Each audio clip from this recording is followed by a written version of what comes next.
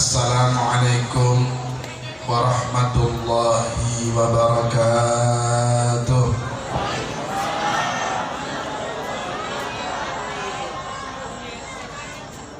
Ila hadratin Nabi Mustafa Rasulullah Muhammad ibn Abdillah sallallahu alaihi wasallam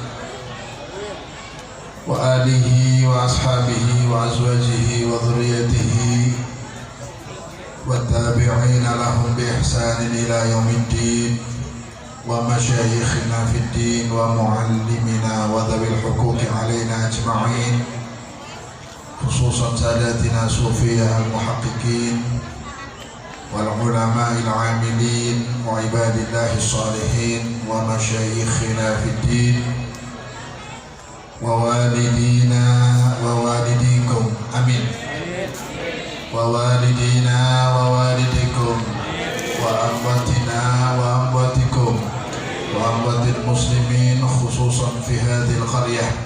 Syai'un lillah lahumul Fatihah.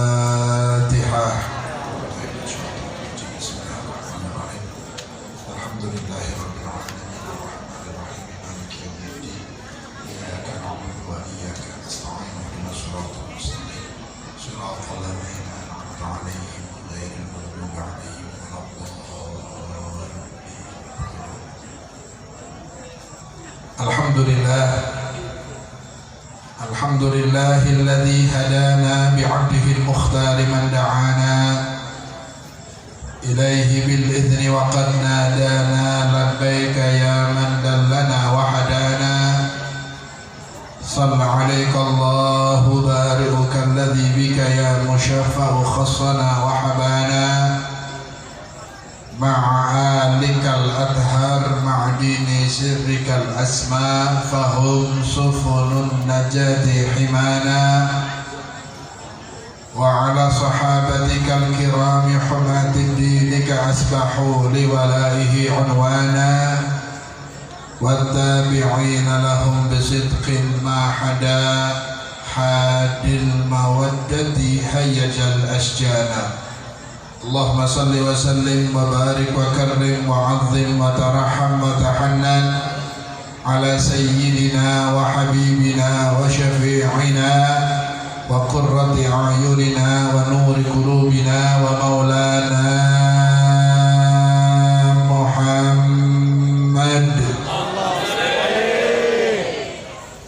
miftahi babi rahmatillah adada ma fi ilmillah salatan wa salaman daimaini bidawami mulkillah wa ala alihi wa sahbihi wa man wala wa la hawla wa la quwwata illa billah, amma ba'd.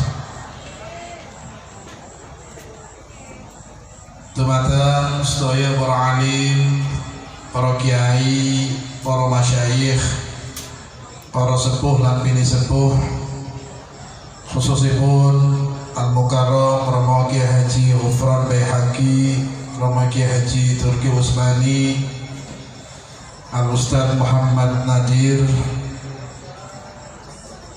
ugi Al-Mukarram Bapak Kiai Haji Jawahir Ahmad selaku Rais Suryah MWCNU Kecamatan Losari dan seluruh pengurus masjid, Ketua DKM Masjid Ustaz Muhammad Toto Siddiq, Ikatan Remaja Masjid, panitia penyelenggara acara Maulid, serta seluruh para rawuh, bapak-bapak, ibu-ibu semua yang hadir, mudah-mudahan selalu sehat walafiat, diberkahi umurnya, diberkahi ilmunya, Allah berkahi rezekinya, Allah berkahi keturunannya, Allah berikan kita sehat walafiat sehingga bisa istiqomah di dalam ibadah serta meninggal dalam keadaan husnul khotimah. Amin Allahumma amin ya rabbal alamin. Rekan-rekan Banser dan seluruh jajarannya, Kepala Desa Randusari dan seluruh jajarannya serta panitia penyelenggara acara Maulid Nabi Agung Nabi Muhammad SAW, Mudah-mudahan semuanya diberkahi oleh Allah Subhanahu wa taala. Mudah-mudahan mangketen akhirat angsal syafaat Kanjeng Nabi. Lebet surga barokah syafaat Kanjeng Nabi. Amin Allahumma amin ya rabbal alamin. Para rawuh jamaah yang dimuliakan Allah Subhanahu wa taala, kita harus faham, harus tahu, harus meyakini dan menjadi satu prinsip hidup dalam hidup kita bahwa keselamatan, kebahagiaan, kejayaan sampai masuknya seseorang di surganya Allah dalam kebahagiaan yang abadi niku mboten saged diraih kecuali kedah nderek Kanjeng Nabi. Keselamatan, kejayaan, kemuliaan, kebahagiaan, husnul khotimah, sampai mlebet surga mangketen akhirat niku tidak mungkin diraih oleh siapapun kita sebagai umat Nabi Muhammad kecuali harus mau ikut Nabi Muhammad. Caranya bagaimana? Caranya ngikut orang-orang yang punya hubungan sama Nabi Muhammad, sing gadah ilmu syariat Kanjeng Nabi Muhammad, sing gadah cinta remen demen ingkang kuat kali Kanjeng Nabi Muhammad, sing gadah hubungan baik hubungan nasab bau yang sebutaken Romo Kiai Jawahir atau hubungan asbab. Saya boleh sebutkan hubungan asbab itu diantaranya hubungan sanad. Sebab teng NU niku ada ciri khas khusus, punya sanad ilmu dari para ulama-ulamanya yang nyambung sampai kepada Nabi Muhammad SAW. Ini yang mahal, ini yang spesial di antara ulama-ulama kita, khususnya Nahdliyin, umumnya ahli sunnah wal jamaah. Ikatan hubungan kali Kanjeng Nabi melalui sanad ilmu, ada nasab, ada sanad. Bahkan kadang-kadang KNU gabung niku, ya sanadnya nyambung, ya nasabnya nyambung. Banyak di antara kiai-kiai kita, alhamdulillah. Minimal ulama kita dari kalangan Nahdliyin kalau ngambil ilmu niku sanadnya nyambung mari Kanjeng. Nggih. Zaman riyin kiai-kiai niku menawi mucal ngajar itu harus adep-adepan. Talaki duduk. Enggak ada yang namanya ngaji lewat HP, itu enggak ada. Lewat buku mawon riyin pada gemboran kayak apa? Orang yang belajar dari kita, gurunya kita, maka yang mempelajari ilmu dari kita, gurunya adalah nafsu dan setan. Zaman dulu sudah banyak kiai yang ngomongin ngaji, kurun nganggo buku tok, kitab tok, boten kali kiai, boten hadir majelis kiai, boten talaki natap wajah kiai atau ulama, maka biasanya kitab itu yang dipelajari gurunya sama nanti gurunya setan. Ulane ning ngaji nganggo buku tok ya Islami kakune kok gampang nyalahno wong kira mboten. Nauzubillah min sedikit-sedikit vonis kafir, sesat, bid'ah, syirik. Nah itu gara-gara belajar dari sumber yang salah, atau kalau dari gurunya nggak nyambung sanadnya sampai Nabi Muhammad SAW. Nauzubillah min. Makanya kita bersyukur, alhamdulillah Allah beri keistimewaan Islam ala Nusantara ini atau ala Indonesia, terutama negara kita ini, ngambil Islam dari orang-orang yang jelas ilmunya, jelas sanadnya, dari guru ke guru, dari guru ke guru, nyambung sampai kepada Rasulullah Sallallahu Alaihi wa alihi wasallam. Alhamdulillah. Makanya sambungan ini jangan lepas. Anane wong melampai salah niku gara-gara ucul sambungan, boten nyambung, boten katolan temenanan, bikin jalan baru, anak sing nganyar terus langsung nggih teng kampung tahlilan sregep, jamiahan, ibnu PPNU aktif gitu boten. Terus mauludan, ziarah wali songo, derek jamiahane, nariahan, yasinan, tahlilan. Lagi masih di kampung, tiba-tiba kerja keluar kota, atau kemana wis, Jakarta, Bandung, Bogor, atau kadang-kadang sampai keluar Jawa. Baru 1 tahun pulang kampung, penampilannya beda. Penampilannya apa? Batuknya apa nih bahasanya? Geseng apa? Ning batuknya geseng gara-gara kata sujud kur setahun toh kula mboten ngandel. Pasti kosrok-kosrok nang. Ya maaf, para habaib kiai kita banyak yang ahli sujud tapi nggak sampai hitam kayak gitu. Kiai sepuh kita di sujud tiap malam. Oh jangan dikira habaib kita sujud tiap malam banyak sujudnya tapi nggak sampai. Nggih. Kadang-kadang pangapunten sampai ini sorbannya atau sejadahnya ditaruh banyak sujudnya supaya nggak bekas malah benar jangan wong ngerti apa sujud. Beribadah banyak tidak ingin orang tahu kalau bisa. Ahli sujud. Anda lihat Habib Umar bin Hafid guru saya selama 5 tahun kurang lebih saya belajar di sana. Itu setiap harinya nggak kurang 50 rakaat. Itu yang Anda lihat. Rawatib qobliyah ba'diyah 22 rakaat, sholat fardunya 17 rakaat, duhanya nggak pernah kurang dari 8 rakaat, witirnya selalu 11 karena sama santri 11. Itu sudah 50 sekian rakaat. Niku jere keluarganya, saudaranya Habib Masyhur, ponakannya itu dikerjakan dari mulai waktu di pondok, waktu belajar. 50 rakaat itu mulai kecil dari santri, sekarang terus berpuluh-puluh tahun padu orang besar. Paham ya maksudnya? Kalau cuma penampilannya saja yang berubah, akidahnya berubah masih mending. Penampilannya berubah, akidahnya berubah. Mulai ibune pantahlilah busok setahlil orang kan juga nyerempet masalah amaliyah kita. Kalau sudah nggak mau tahlilan, terus biasanya nyalahkan orang yang tahlil. Ini merembet terus kan, nyalahkan bid'ah, menyendiri, nggak mau gabung. Ini yang bermasalah karena lepas dari jalur yang dulu kiai-kiai sepuh kita sudah tanamkan dari dulu ratusan tahun sudah. Masya Allah, mudah-mudahan anak-anak kita dijaga sama Allah, pemuda kita dijaga sama Allah dari akidah-akidah yang keluar dari jalur ahli sunnah wal jamaah. Amin Allahumma amin ya rabbal.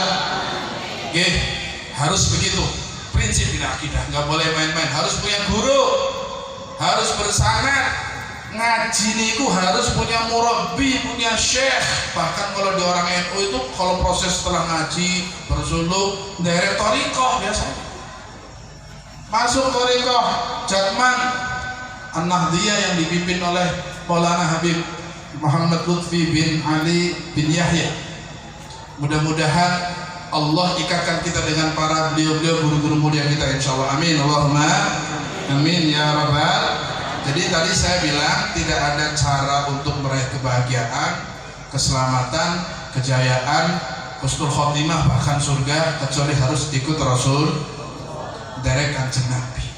Bahkan supaya dapat cinta dari Allah, dicintai sama Allah, diampuni oleh Allah dosanya, sehingga dapat rahmat Allah sampai selamat. Supaya mendapat cinta dari Allah harus melalui Nabi Muhammad. Allah terangkan dalam Al-Quran, Qul in kuntum tuhibbunallah fattabi'uni yuhibbukumullah wa yaghfir lakum dzunubakum. Ayat. Katakan, Nabi disuruh diperintah sama Allah suruh katakan. Nabi disuruh menyampaikan ini sama Allah, katakan Qul in kuntum tuhibbunallah, apabila kalian cinta kepada Allah. Manusia hamba Allah ini yang ngaku iman, yang ngaku muslim harus cinta sama Allah karena wajib. Mencintai Allah hukumnya apa? Cinta sama Allah itu wajib bagi seorang hamba Allah yang beriman kepada Allah. Cuman kadang-kadang cara mengungkapkan cinta itu harus tahu, harus benar. Maka Allah sebutkan dalam ayat ini, Qul in kuntum tuhibbunallah fattabi'uni. Katakan, jika kalian ngaku cinta sama Allah, maka caranya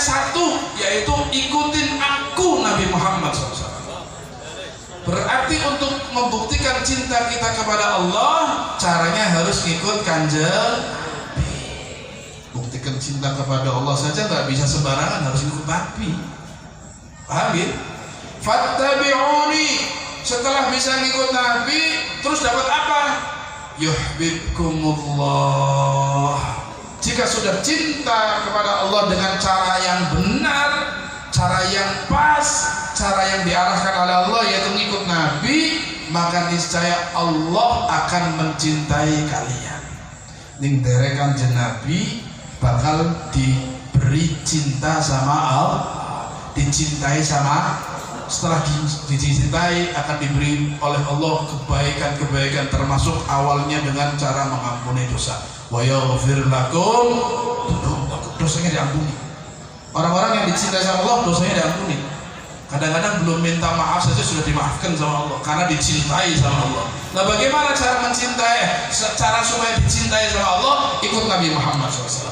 Fattabi'uni, ikuti Rasulullah dalam semua hal, dalam semua aspek kehidupan, dalam segala yang diarahkan dan yang dilarang oleh Nabi kita ikutin. Nah, bagaimana caranya memahami supaya ikuti Nabi yang benar? Caranya harus melalui guru-guru yang paham aturan syariat agamanya Kanjeng.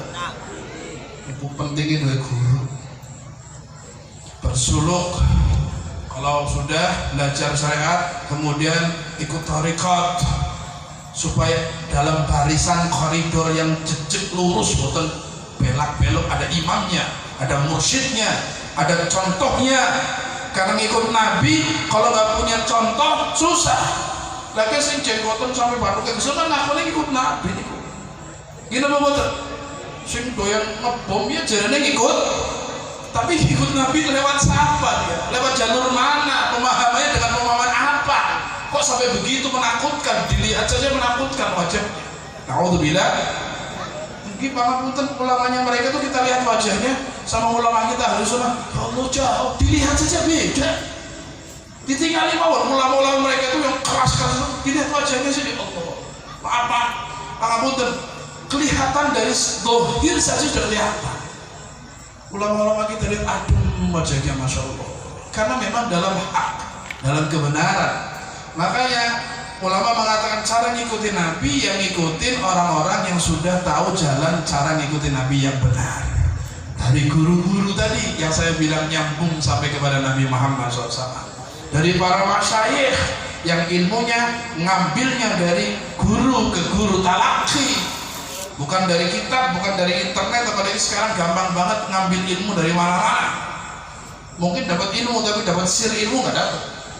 Ilmunya dapat, nur ilmu nggak ada mungkin. Tapi kalau duduk dengan guru, duduk dengan mursyid, duduk dengan kiai, dari kiai inilah ada pancaran nur ilmu.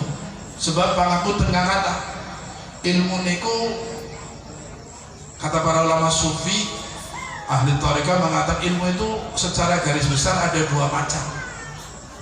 Yang bisa diambil, difahami dari kitab, dari informasi kita, tulisan sekarang di internet gitu, bisa diambil dari situ. Ada yang bisa diambil cuma dari hati-hatinya para masyayikh, ditularkan, nggak bisa diambil begitu saja, cuma nggak ada. Adanya duduk sama mereka nanti tertular ilmu-ilmu, termasuk ilmu khusyuk, ilmu ikhlas, ilmu tawadhu. Niku boten saged cuma dicomot dari kitab terus langsung jadi khusyuk, boten.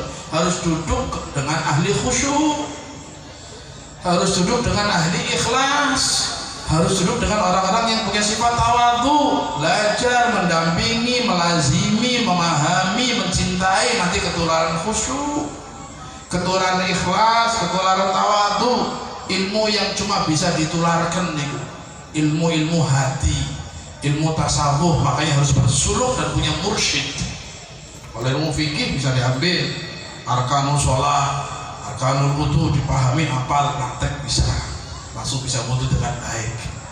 Ilmu puasa misalnya, arkanus siam misalnya, mubtilatus shaum yang batalkan puasa dipelajari, praktekkan bisa. Tapi ilmu yang kaitannya dengan hati, ikhlas, khusyuk, tawadhu, khauf dan sebagainya, yakin, tawakal, itu nggak bisa diambil dari kitab langsung jadi ilmu yang nempel dalam tubuhnya langsung khusyuk, kecuali duduk dengan para masyayikh, duduk dengan para ulama yang punya sifat khusyuk, ikhlas. Mulane kudu gadah guru, harus punya guru supaya mempelajari Islam dengan benar. Gurunya harus dengan benar, sanadnya benar, gurunya ke atasnya jelas, ke atasnya jelas, ke atasnya jelas sampai nyambung kepada Nabi Muhammad sallallahu alaihi wa alihi wasallam. Dan ingat, duduk dengan para masyayikh yang model semacam itu, yang ahli ikhlas, khusyuk, yang sanadnya bersama Nabi, duduknya saja bermanfaat. Dereng angsal ilmunya umpama dereng paham, lebih lenggah, talaki duduk bersama mereka, natap wajah mereka, sudah manfaat. Bahkan kadang-kadang manfaatnya nyambung sampai akhirat. Mungkin leres. Iya, para sahabat itu kenapa spesial? Kenapa ulama ahli sunnah sepakat makomnya sahabat itu bukan bisa ditandingi siapapun dari kalangan selain sahabat?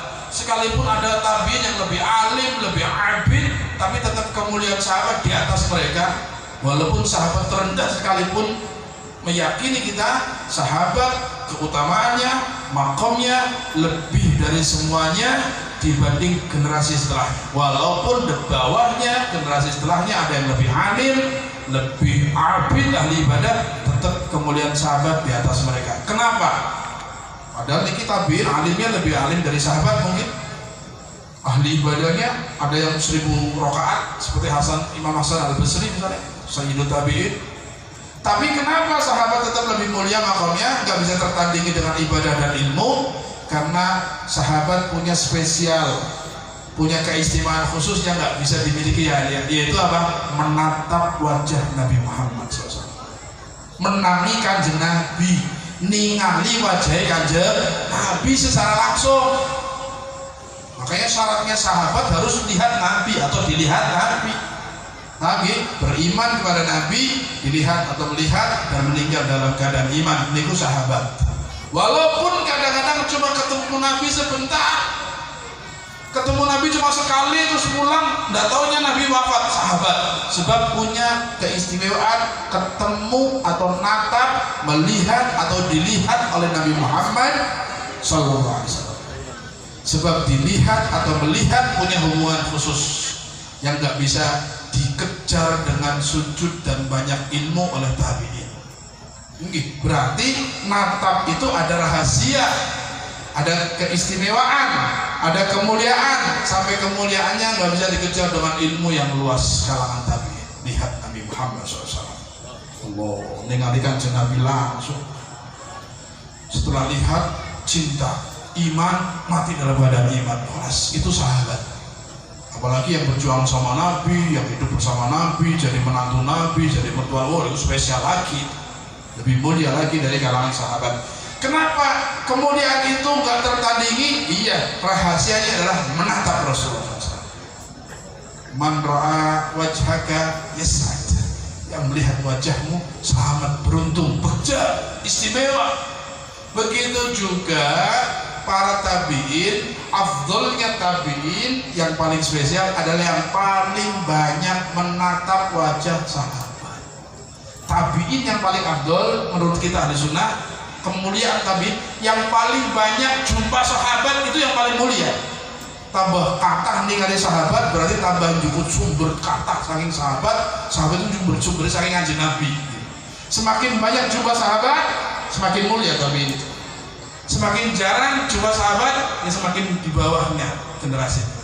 Makanya natap ini spesial.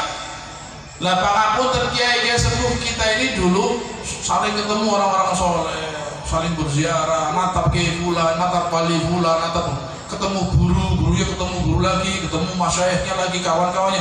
Ini tatapan ini bersambung dari murid ke guru, sampai tatapannya nyambung kepada wajah Rasulullah sallallahu alaihi wasallam. Mungkin tatapannya saja nyambung, ilmu sanadnya nyambung, kadang-kadang pangapunten cium tangannya nyambung. Riyin ya ini lagi nyantri dari santri cium tangan gurunya. Kiainya ketemu gurunya cium tangan lagi gitu dulu. Karena sanatnya nyambung, tatapannya nyambung sampai Nabi, apalagi yang masabnya nyambung, maka cium tangannya bersambung sampai Rasulullah SAW. Ini yang jarang dimiliki kecuali ahli sunnah wal jamaah. Makanya keberkahannya beda, sirnya beda, rahasianya beda. Bahkan nanti di akhirat akan merasakan istimewanya pernah melihat orang-orang soleh. Bahkan man ra'ahum aw ra'a man ra'ahum, beruntung yang melihat mereka orang-orang mulia, atau yang pernah melihat orang yang pernah melihat orang mulia. Orang mulia dilihat langsung, atau ada orang pernah lihat orang mulia, kita lihat orang ini nggak langsung, dan lihatnya bukan orang mulianya, tapi orang-orang yang pernah lihat orang mulia kita lihat, beruntung. Masya Allah, alhamdulillah. Ada dua kisah yang akan saya sampaikan pada malam hari ini yang berkaitan dengan tatapan, ikatan nyambung dari tatapan, dari ilmu, dari sanad, dari nasab kepada Rasulullah SAW. Yang pertama, kisah terkenal nih, sering diceritakan, bahkan saya juga dengar langsung dari guru saya Habib Umar, dari Habib Lutfi juga dengar kisah tentang Syekh Abdul Qadir Jailani radhiyallahu taala. Kanjeng Syekh Abdul Qadir Jailani itu nate masuk satu wilayah perkampungan, tiba-tiba kampung itu masih sore sudah sepi, rumah sudah tutupan, nggak seperti biasanya. Biasanya kalau beliau datang ke kampung itu orang berdiri semua, nyambut semua, hormat semua. Zaman dulu ulama dihormatin, ulama itu dicintai, baris kadang-kadang untuk nyambut ulama cuma lewat saja, pada berdiri takdim sama ulama. Sama zaman dahulu masih sangat luar biasa. Lewat kampung situ ternyata sepi, heran, nggak seperti biasanya. Akhirnya salah satu santrinya turun, ada satu rumah yang kenal, tanya, pasti ada apa-apa ini kok sepi nih? Tanya. Taken teng salah setunggal penduduk niku kampung. Setelah tanya, gih, dari kemarin 2 hari yang lalu, kini kampungnya ketakutan, lagi pada uji. Enten apa sih? Enten mayit yang 2 hari lalu itu meninggal. Setelah dikubur, kalau sudah sore ini mulai sepi, suara nggak rame, nggak bising, terdengar jeritan dari kuburannya sampai terdengar kepada rumah-rumah kita. Jeritan mayit itu suaranya jelas. Jika kami anak-anak kecil, ibu-ibu pada masuk, sudah kalau sore masuk, pasti bentar lagi semakin jelas suara jeritan mayit dari kuburan yang dikubur 2 hari yang lalu. Tunggu saja bentar lagi terdengar. Akhirnya kata Syekh Abdul Qadir, mana siapa yang meninggal? Ini orang yang ditinggal di kampung sih ahli maksiat, orang fasik, orang yang naudzubillah. Tapi Allah munculkan suara itu, dengar kami semuanya. Udah mumpung kepanggih Syekh, mumpung kepanggih Syekh Abdul Qadir Jailani, niku didongani mawon pun. Si penting boten mireng suara medini. Orang kampungnya kasihan ketakutan. Doakan biar jangan terdengar suara jeritan. Kalau bisa biar diampuni dosanya anak muslim. Kata Syekh Abdul Qadir, halas tunjukkan saya tempatnya, tunjukkan kuburannya. Pak, diantar beberapa warga, teng kuburannya tiang sing tangisan itu sampai terdengar orang kampung. Dan betul, semakin dekat semakin jelas suaranya. Memang jeritan di alam kubur itu terdengar jelas. Dekat, masya Allah. Kata Syekh Abdul Qadir Jailani sama beberapa orang kampung dan muridnya itu, sanjak monggo sarang-sarang nyuwun marang Gusti Allah, minta sama Allah supaya diangkat bala azabnya, diringankan kalau tidak, dan terpenting supaya suaranya nggak didengar orang kampung. Begitu mau doa di atas kuburan yang ada suaranya, kan saya tanya, niki jenazah niki mayit ini yang kuburannya sedang teriak, yang menjerit kesakitan dalam siksa, dulu pernah hadir majelisnya saya kan? Tanya sebelum doa. Padahal tinggal minta sama Allah langsung bisa, tapi takkan pernah rawuh teng majelis kula mboten, karena majelisnya nggak jauh dari kampung situ. Orang kampungnya sepakat beles, potongannya mboten, anti majelis sama orang ngaji itu nggak seneng malah. Kayaknya nggak mungkin sih hadir majelis antum, apalagi majelis antum. Majelis di kampung sendiri saja nggak pernah hadir sama sekali, yakin nggak pernah. Yakin kita sepakat, kayak orang ini kami tahu lah, nggak mau suka hadir majelis, anti. Berhenti, tanya lagi, ya sudah, kalau nggak pernah hadir di masjid saya, minimal pernah jumpa saya nggak, cium tangan, salaman, ketemulah di kampung sini. Oh, Kalau sama orang-orang soleh itu malah lari, karena malu dia maksiat, menghindar sama kiai dipanggil saja melari, gak mau kumpul sama orang-orang soleh, apalagi jenengan bukan orang sini, gak kepanggil betul nanti salaman, apalagi salaman. Tanya lagi, kalau gitu pernah lihat saya walaupun dari jauh, kepanggil salaman betul, tapi ningali kulo pas kulo memberikan kulo sering beri, ningali kulo, coba ingat-ingat. Pikir ada satu tetangganya kanjak pangapunten kan susah niki almarhum tetangga kula satu saat pernah kejadian nopo panjenengan lewat dengan kuda dan santri-santrinya, kami berdiri di pinggir jalan ingin hormat, ingin nyambut jenengan lewat, ingin lihat, kemudian setelah lewat jauh orang ini almarhum ini datang dari belakang, lagi apa di sini? Kata saya tadi habis berdiri lihat rombongan Syekh Abdul Qadir Jilani lewat dengan santri-santri yang naik kuda. Mana? Siapa Syekh Abdul? Sudah lewat. Mana? Dilihat sudah jauh. Tapi kuda rombongannya masih terlihat sebetulnya, cuma ketutupan debu. Orang ini melihat mana? Yang mana? Kok kelihatan karena ketutupan debu bekas jalan kudanya Syekh Abdul Qadir Jilani. Gak kelihatan, enggak, karena ketutupan debu. Tapi lihat debu dari kuda kami, ya, ningalinnya cuma debu ketutupan, enggak jelas. Kata Syekh, halas, dari sini kita minta sama Allah. Doa. Semakin pelan, ceritanya semakin berhenti, tidak terdengar. Yang heran, kenapa sih sebelum doa kok cari jalur hubungan dengan beliau? Dia meminta sama Allah, menyambung. Gak ada sambungan, boten. Hadir majelis, enggak.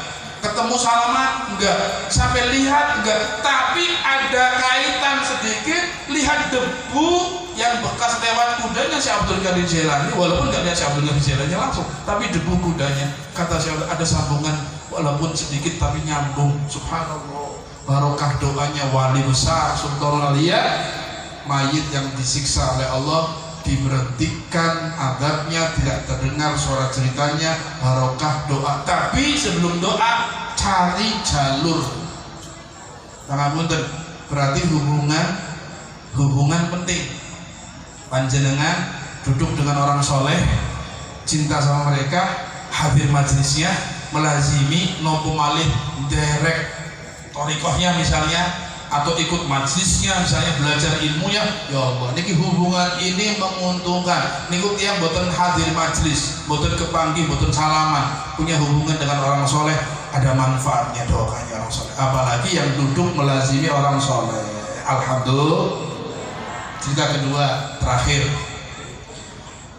satu kampung kena paceklik, musim kemarau panjang, gagal panen, ternak pada mati, kering kerontang. Boten nate udan. Indonesia hujan terus alhamdulillah. Malah mau panitia runtang malam ini. Bingung, ada yang WA Habib doakan di mudah-mudahan sore bengi udan. Alhamdulillah terang. Barokah doa kata nih, alhamdulillah. Kampung itu susah, air kekeringan, sampai ternak kurus, banyak yang mati, tanaman gagal panen semuanya. Akhirnya dikumpulkan oleh tokoh agama setu untuk sholat apa? Sholat minta hujan, namanya sholat apa? Bu, sholat untuk supaya turun hujan namanya sholat. Ibu-ibu jawab, sholat apa? Istisqa. Bu, sholat untuk minta hujan, sholat istisqa gitu. Itu sholat hajat gitu. Hajat panoli jodoh nih hajat. Bun, suruh sholat hajat, kumpul besok habis Jumat sore, keluarkan ternak kalian yang kurus kering, keluarkan ibu-ibu kalian yang jompo, keluarkan bayi yang masih nyusu, bareng kumpul di lapangan.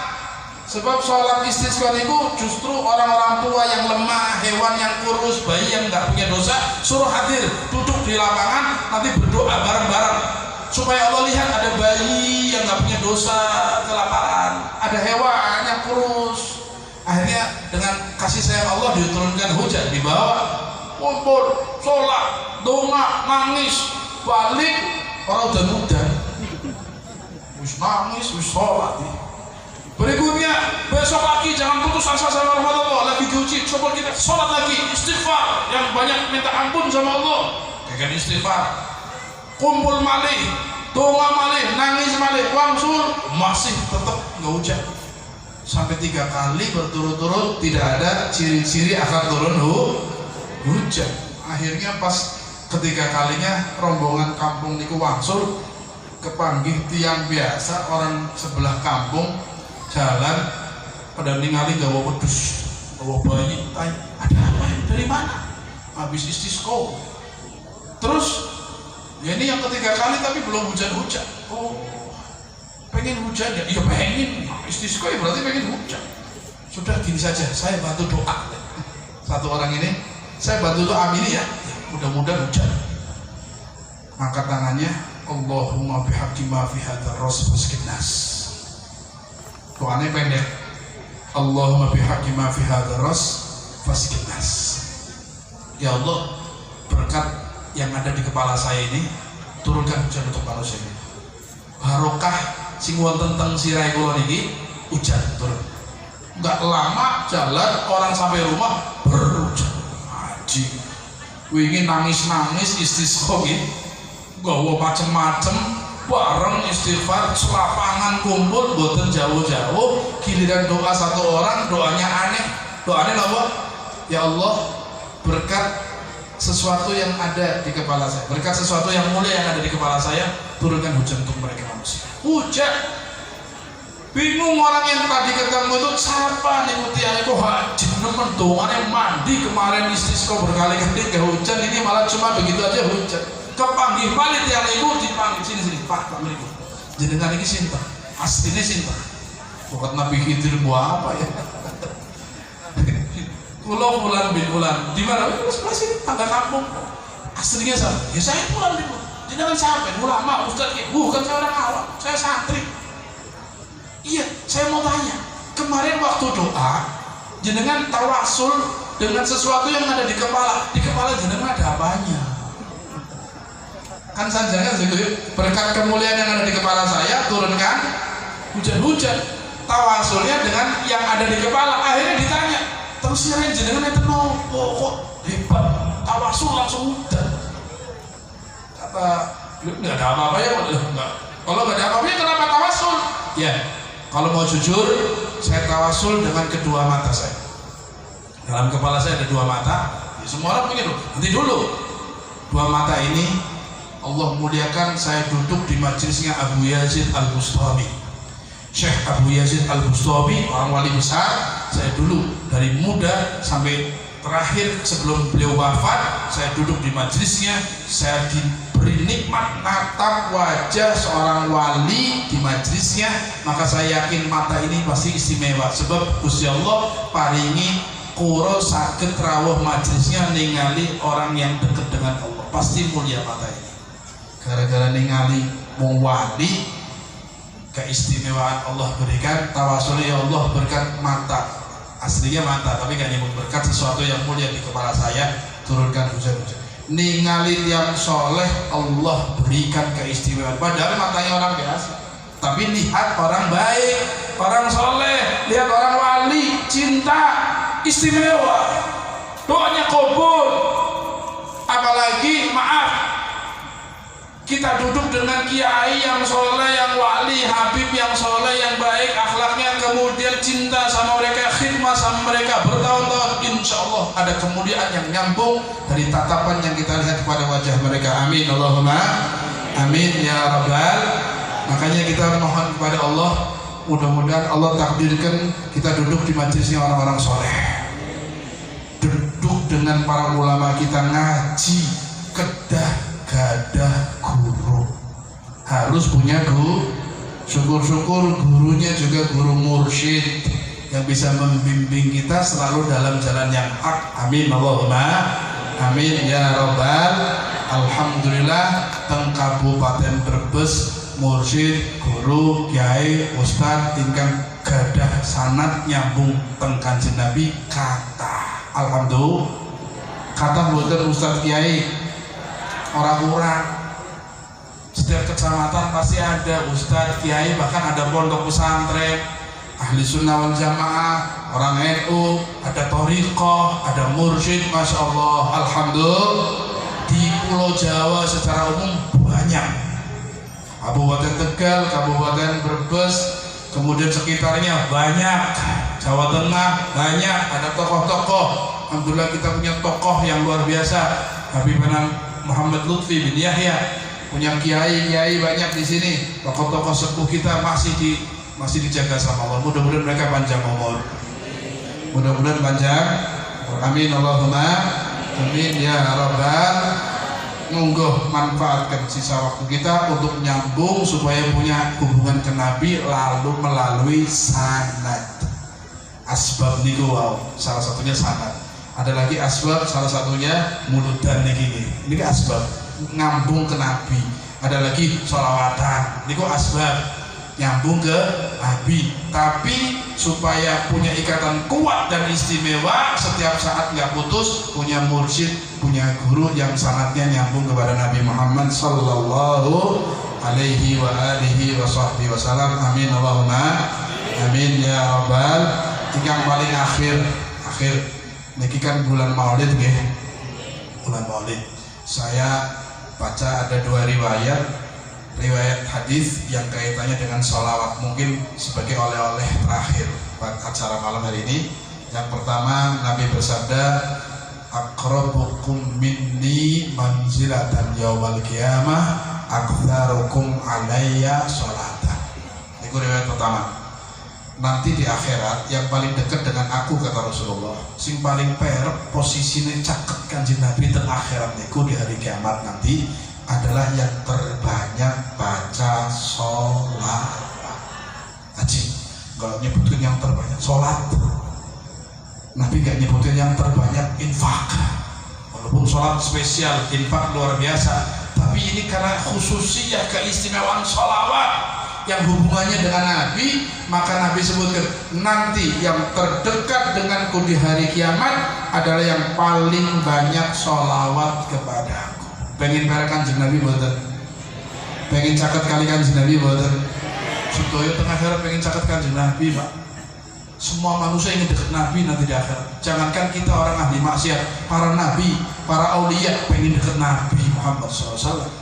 Tapi ada cara yang kelasnya kita orang awam mudah, yaitu memperbanyak sholat. Siap boten? Sedinten pinten mau saya sholawat ya? Mau saya pinten bu sholawatnya sedinten paling sedikit berapa? Hah? 300 berapa? Takoni pinten bu. Para ulama mengatakan orang yang dianggap banyak sholawatnya, banyak dianggapnya kategori banyak, itu minimal sehari tidak kurang 300. Pinten? 300 niku minimal. Jika ada 300 atau lebih, kategorinya banyak sholawat. Sehari 300 minimal. Siap boten? Kidaran siap boten bingung jawabnya. Pangapunten, kira-kira kalau taken 5 menit go sholawatan setiap hari cuma 5 menit, waktunya kita ambil 5 menit buat Nabi. Siap boten? Sinetron sejam siap terus. Oke. 5 menit buat Rasulullah setiap hari, siap boten? Kenapa saya ngomong 5 menit? Karena sudah banyak yang melakukan, termasuk saya dan sesama kita. 1 hari 5 menit untuk Nabi, 300 sholawat itu 5 menit. 1 hari baca 300 sholawat cuma 5 menit. Ngandel boten 5 menit bu? Boten ngandel makin dicobi. Sholawatnya yang paling mudah, sholawat rahmat. Napa? Sholawat rahmat niku cuma sallallahu ala Muhammad. Napa? Sallallahu ala Muhammad, sallallahu ala Muhammad. Niku sekali sholawat cuma 1 detik. Sallallahu ala Muhammad, sallallahu ala Muhammad, sallallahu ala Muhammad. Coba lihat jarum jam. Sallallahu ala Muhammad sedetik. 1 sholawat 1. Kalau 300 berarti 300 detik. 300 detik itu berapa menit? 5 menit. Gini apa betul? 300 detik itu berapa menit? Hah? 5 menit. Gini apa boten? Terus boten. Berarti cuma 5 menit buat Nabi setiap hari dari 24 jam. TV sejam, online 2 jam, arisan, paes, petan begitu. Kober terus, tapi 5 menit buat Kanjeng Nabi buatan kober jelek nemen. Siap 5 menit buat Nabi?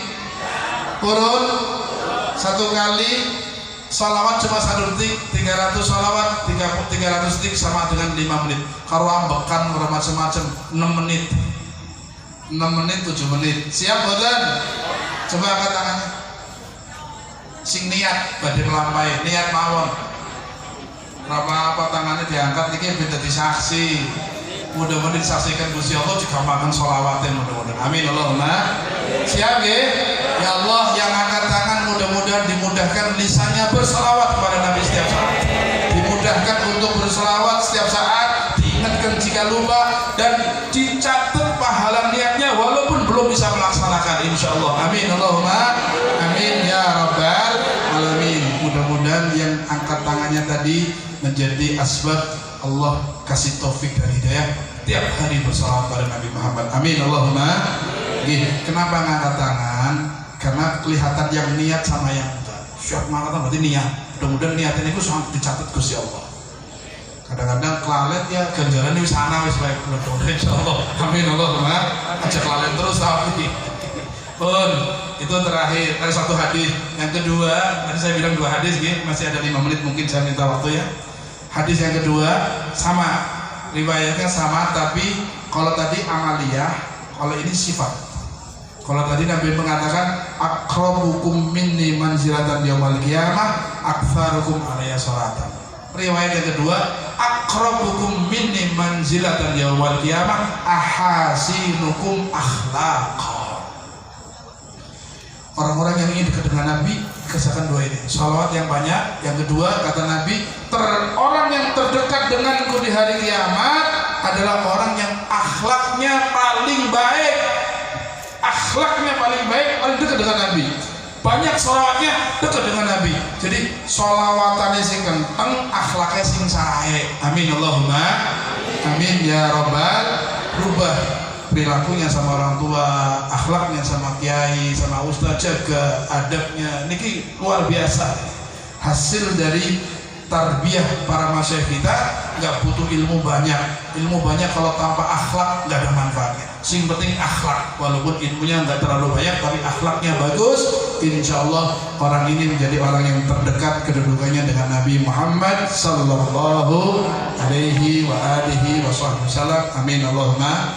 Amin ya rabbal alamin. Di kemauan yang sakit kula sampaikan mudah-mudahan paling manfaat lahir batin, manfaat dunia akhirat, dan mudah-mudahan tidak bangkit dari majelis ini kecuali dalam hati kita ditanamkan cinta sejati kepada Nabi, kepada para sahabat Nabi, kepada keturunan Nabi, kepada ulama pewaris Nabi, sehingga kita kumpul dengan mereka orang-orang mulia bersama Nabi. Amin Allahumma. Amin ya rabbal alamin. Bismillahirrahmanirrahim. Bismillahirrahmanirrahim. Ar-Rahmanirrahim. Maliki yaumiddin. Iyyaka na'budu wa iyyaka nasta'in. Mustaqim shiratal ladzina an'amta 'alaihim ghairil maghdubi 'alaihim waladdallin. Rabbi ighfirli wa li walidayya. Nuwun agunging pamunten wallahul muwaffiq ila aqwamit thariq. Wassalamualaikum warahmatullahi wabarakatuh.